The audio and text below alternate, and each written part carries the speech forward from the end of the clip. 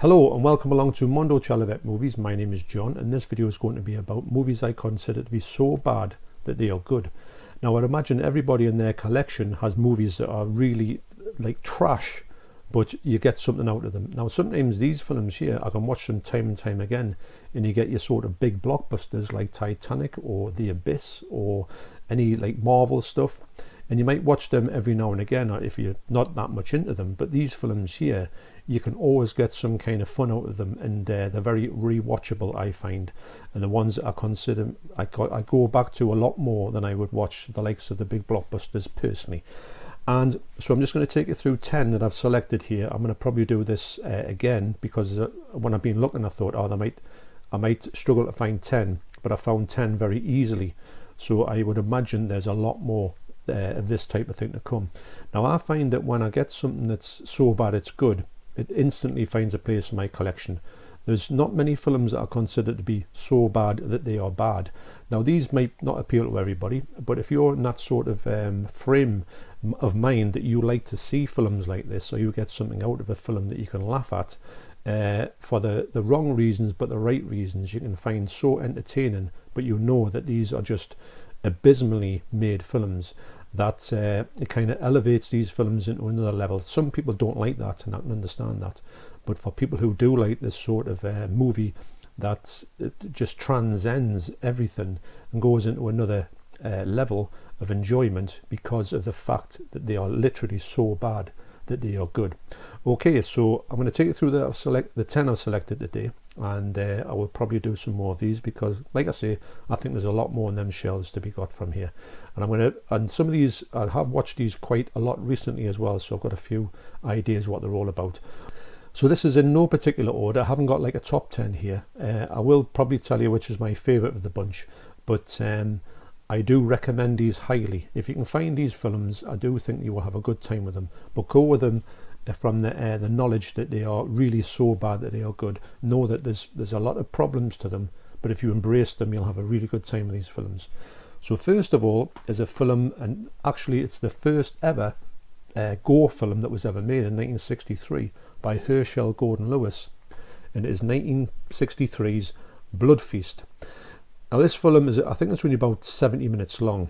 The acting in it is really atrocious. The storyline is quite preposterous. It involves this man who is going to put an ancient Egyptian banquet on by killing people, stealing parts of their bodies and cooking them up to serve to somebody for an ancient Egyptian banquet which hasn't been served to anybody for 2,000 years. So this guy is a caterer, and he will hypnotize this woman to get his services for her daughter's 18th birthday party, and with the sole premise of when he serves this banquet to the guests, he will actually resurrect this ancient sort of pharaoh or mummy woman or god to come back to life, which I can't even, when I'm saying it, I can't even believe that that's even because when I'm going through it, I think surely that's not the plot to this movie, but as I'm speaking it out loud, yes it is actually. This film is the Arrow version I've got in here is absolutely brilliant. The picture quality was quite good actually, considering it's a really ultra low budget film, but I do highly recommend it. And as it is the first ever gore film, and the gore before this was practically quite tame, but after this came out, it's sort of like a bit of a watershed threshold of just this blood gore. There's things in it gouging people's eyes out, they're cutting the tongues off, cooking legs in a oven, all that type of thing. It's really, really over the top. So 1963 Blood Feast.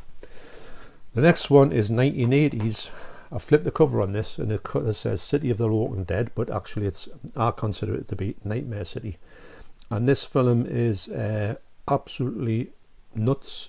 This film is quite ridiculous, for the fact is that for no apparent reason, this plane lands in the middle of an airport, and all these people get off who look like they're kind of rabid, or there could be zombies, or there could be people who were infected.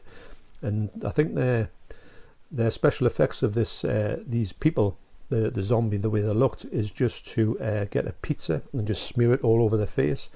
It's a zero budget. It's directed by Umberto Lenzi as well, so it's quite a good film in its sort of action premise, and it's quite violent, quite gory, quite misogynistic, but that's what the Italians sort of lot did in their movies at this point. This version here from Arrow's got two versions of the film, and I think one of them was a bit is a better version, but you've got a bit of print damage in it, fully uncut obviously. But Nightmare City, wow, what a film. And I think Quentin Tarantino rates it as one of his favourite films of all time. And also as well, anybody who's seen it, I'm not going to spoil anything by it, but the ending of this film has to be seen to be believed, and the ending must have been thought of by a 3-year-old. Wow. The next one is a 1989 film. I hadn't seen this till I actually got it in this series, and it is Offerings. Now this, you could see this is sort of like the bargain basement version of Halloween. It's got quite of the same tropes of Halloween in this film. It concerns this young lad who is sort of, he gets, I think he gets bullied at school, and he turns into more or less a serial killer when he grows up. And it must have had a budget of God knows, about £20, and it's just absolutely ridiculous. I do feel that the killer in this movie is one of the best killers I've ever seen in my life. He's like the sort of ultra low budget Michael Myers, and I've told people about this before. The last line in this film is just incredible, and it was like a sort of when it came up, I just thought, I just can't believe that this has went to this point, as if this is an explanation for the film. Anyway, I don't want to go on any spoilers at all, but I do recommend, if anybody sees this on the shelves, pick it up. Offerings, 1989, ultra low budget, and it does look like, it does look like trash, even though it's got a 2K restoration on it. But wow, is it really, like, it's one of the most ridiculously bad Halloween rip-offs you'll ever see in your life. The next one is really one of my favourites. I didn't know anything about it, but I had to pick it up because 88 Films released it, and it was a previous banned video nasty, and it's Cannibal Terror. It's got this lovely slipcase as well. I was so glad to get the slipcase on it, although there is no flippable art on it.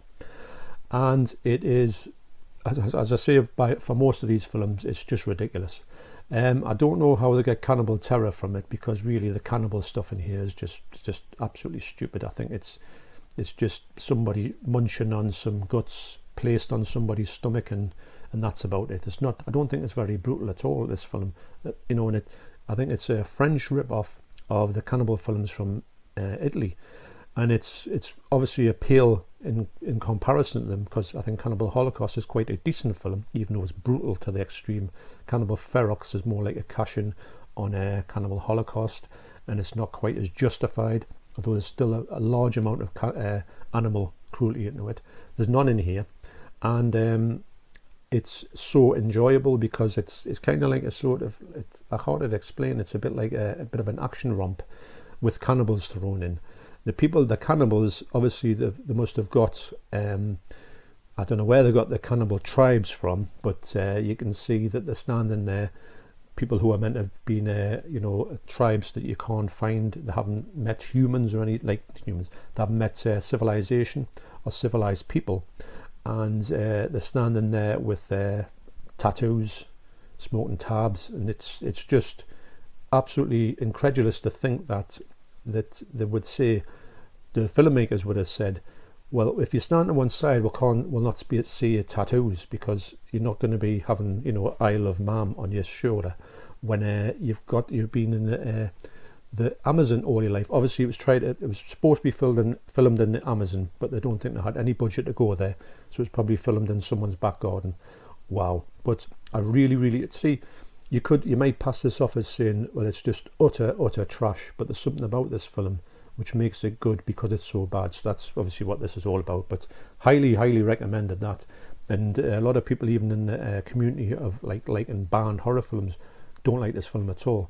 But it is what it is, and wow, it's just it's next level badness. The next one is a film that I really, it's one of my favourite films of all time, actually, in the horror sort of genre, and it is, I'm going to say, is it 1981? Just tell you, yes. It's 1981's Burial Ground. Now this movie is, I find, the zombies in here, I find them brilliant, although they're not that good. They're very slow walking, which is what I really like about zombies, The premise of this film is that this sort of like gang of people go to a holiday and have a holiday in a sort of secluded house, and they go in the garden and they're sort of romping around the garden and that, and then for some reason these zombies come to life and attack the house. And there's a few strange, and everybody who's seen this will know exactly what I'm going to talk about. There's a few strange sort of plot twists in here, especially there's a son of a woman who's called, I think in real life he's called Peter Bark, but that's not his real name. He's an Italian fella, and he's actually, what they did was they wanted to have some kind of explicit thing going on with him and his mother, so they couldn't do that with a child actor, so they got Peter Bark, who is obviously somebody who's grown up. He's an adult, but he looks like he's a child, and he is in this sort of relationship with his mother, and you'll know, if you've seen it, you know exactly what I'm talking about here.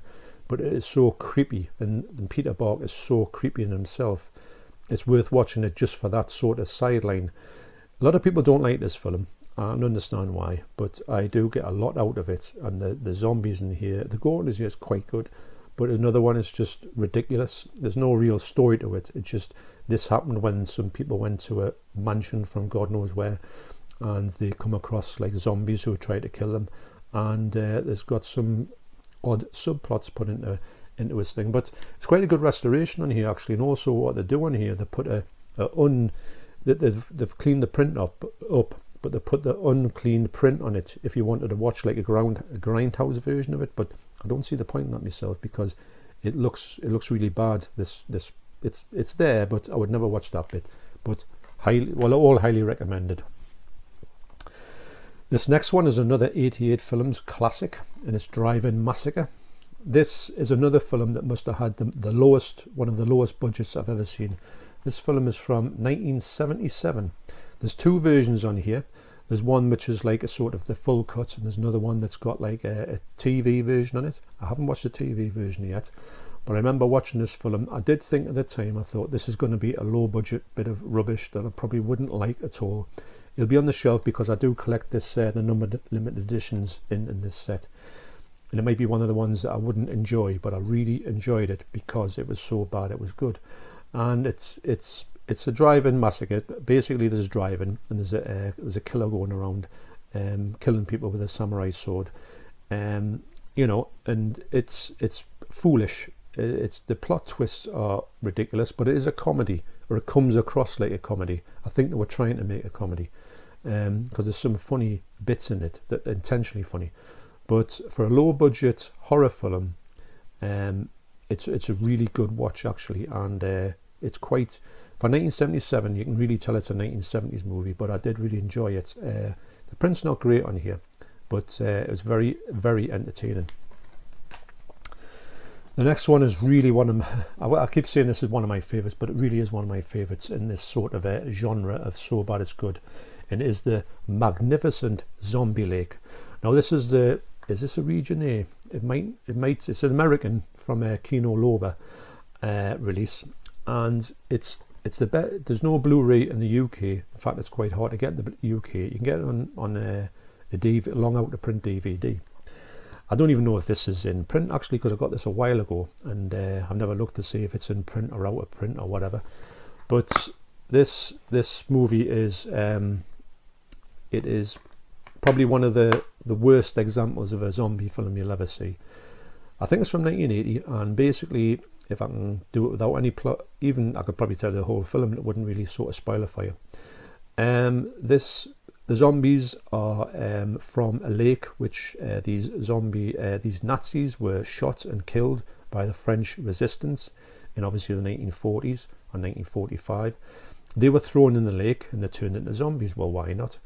Then in 1980, I'm presuming this everybody starts going past this lake. In fact, this group of netball players, women, they go for a swim in the lake and they get attacked by the zombies. Now, the best thing about it is when they go in the lake and they get the swimming there, you can see that they're in a swimming pool, because you can see the ladders as you come out of the swimming pool. You can also see the tiles on the wall, and they've got a little bit of some green algae hanging down to make it look as if they're in this horrible, manky lake in the middle of France. And so you see all them type of things. The makeup is falling off when they come out of the water. Obviously the water's getting on the makeup, so the makeup's peeling off as they're coming out.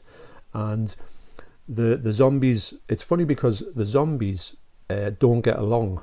Two of them don't like each other, so they fight with each other. Now, two zombies fighting is one of the funniest things I've ever seen in my life. And you know how a zombie is very like lethargic and slow. Well, they have this fight which seems to last for half an hour, and they're sort of grabbing each other's guns and they're getting a hold of it and staring, and it's madness. But one of the best things is about this, there's a young girl in here who's well, actually, before these zombies get killed, the head of this zombie, or the ones that focus on in this film, the German officer, he has an affair with one of the women from the French town he was at. Now she has a kid. Now the kid is grown up. The mother, I think, has died, maybe in childbirth, and the zombie comes back. Now the kid's only about 8, so that doesn't make out, well, it's not 8 years after the war. It's like effectively 1980. So the girl would be grown up, but anyway, she's 8. And as soon as she sees the father of who's a zombie who comes through the door, she immediately knows that it's her dad. So she has a relationship with her dad, as if they're walking around holding hands and stuff. And it's absolutely bizarre. But because of that reason, it's absolutely brilliant, and it's got some pretty good gore stuff, and it's also got 2 versions of the film on. One is the censored version, which is like that it takes the nudity out of it, and the other one is the one with all the nudity in it, and there's a lot of nudity in this film. Now this next one is everyone's probably heard of this film. If you haven't heard of this film, it's one of the film that really invented the so bad it's good genre. It's talked about by everybody who talks about the subject will always bring this film out, me included. Plan 9 from Outer Space, I think it was released around about 1959. It's by the legendary Ed Wood, who is actually, there's a Criterion version coming out of Ed Wood's stuff, which I'm really interested in, but I think it's about £100. It's a little bit expensive at the moment, I've got to admit. I think about 5 films in, this one included. But I don't know, I would love to get it, but I think I would have to take it on a bit of a price drop. I get it half price in the sale. This movie here, like I say, it was directed by Ed Wood. It's Bela Lugosi's last performance. They filmed some stuff of him, but he died. So they used the little bits that they had. I think there was only about 3 clips of him walking around with a cape. And the main story is that there's a cemetery, and these aliens here decide to take over the world. And how they do that is by invoking Plan 9. Now, Plan 9 is to go to a cemetery, reanimate dead bodies with a sort of this bleeping device, and then they can they can sort of make them kill everybody, and that's how they're going to take over the world. Yeah, and they take the body of the reanimated Bela Lugosi, who has died. So there's a person there who's about 2 foot taller than Bela Lugosi, although Bela Lugosi was quite tall. And all he does is put a cape over his face and pretends to be him. And you sometimes see this bloke, even though you know it's not Bela Lugosi at all. And if you see his face, you'll see that it's obviously not. But they just go past that. And obviously you've got an appearance here by Vampira, who was a really big sort of star actually back in the 50s. And she appeared there. You've got an amazing introduction by I think all these people is Ed Wood's friends.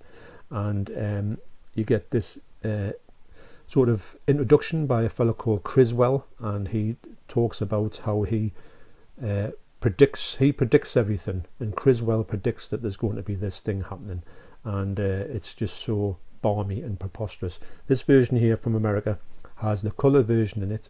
Now the colour version, I don't really like watching the colour version, but for some reason on this one, the coloured version in here just looks absolutely pristine, pin sharp, much better than the black and white version. You would think would be the other way around. And the colorization on here looks actually quite real, which you don't really get from colorization ones. You get them and they look like you can tell they're colorized. You would actually, if you didn't know about this film, you put it on, you would struggle to think that this was colorized. That's how good it is. So that's a really good selling point in this movie. But if you want to see a film that's really the zenith of so bad it's good, and I think Ed Wood had every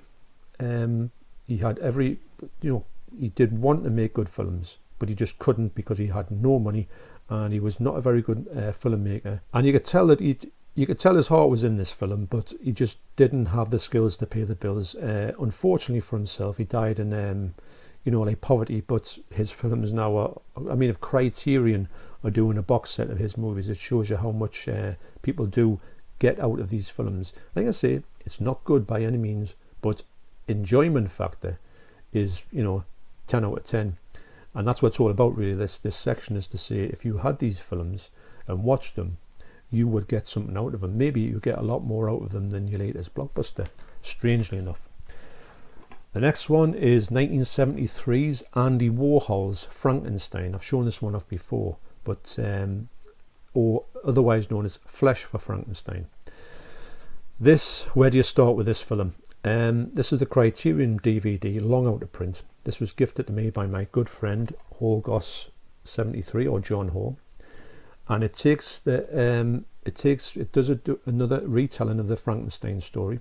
You've got Dr. Frankenstein, played by Udo Kier, and he has a henchman with him who is Otto, and he and together they both try to create a female and a man, and they would obviously have children. That's what the whole premise is, and it's just, well, the effects are quite over the top and quite brutal, but really ludicrous.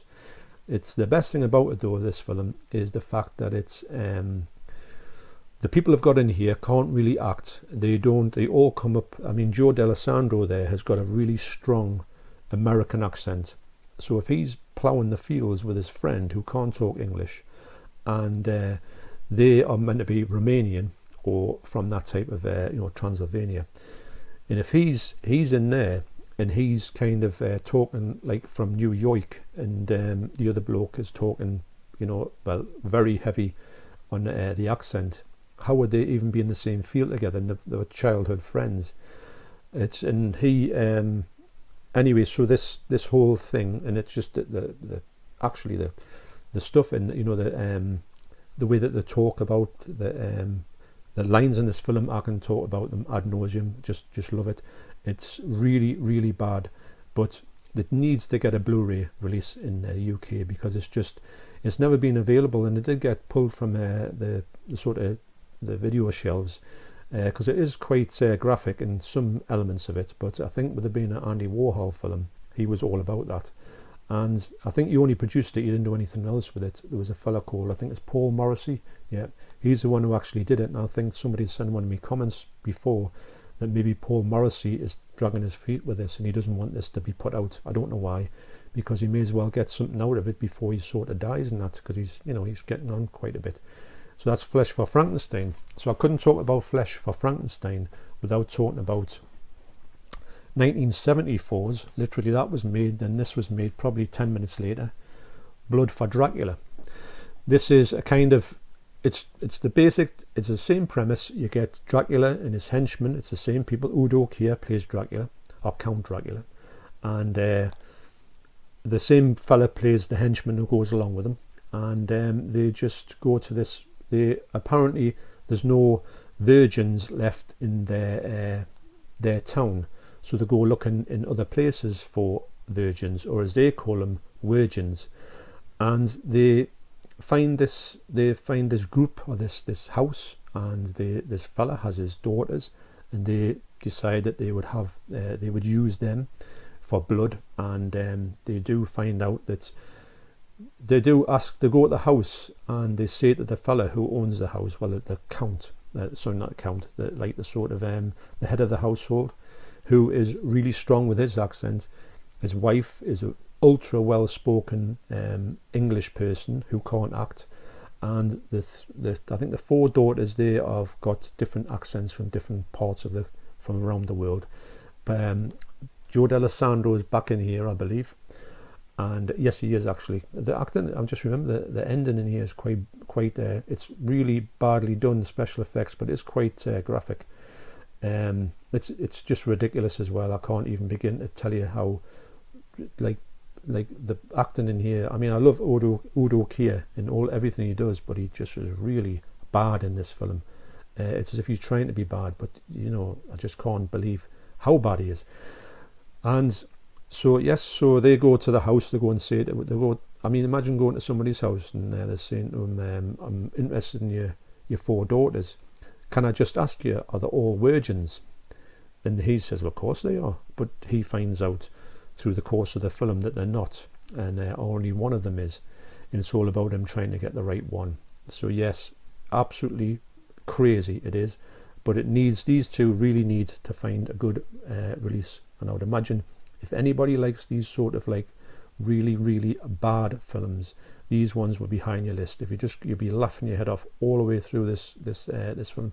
Some of the conversations that they have with each other, like Frankenstein as henchman and Dracula as henchman, are just some of the craziest things you'd ever see. However, this Paul Morrissey, when he wrote it, I don't know what he was thinking of when he wrote this script for these films. Okay, so that's it for this one. I think I'll probably do this again. Actually, I had quite a bit of fun pulling these off, and just when I looked at that, I thought I hardly got through them shelves. There's got to be tons on this side of it, because usually I do, if I see a film that's that bad and good, it will always keep in my, I've got to say people like horror, people like sci-fi, people like blockbusters, that's great. And so do I, but I also am drawn to, if somebody said there's a film out there that's like one of the worst films you'll ever see, I will immediately be drawn to it. Okay, so thanks for watching. You take care, and I'll see you next time.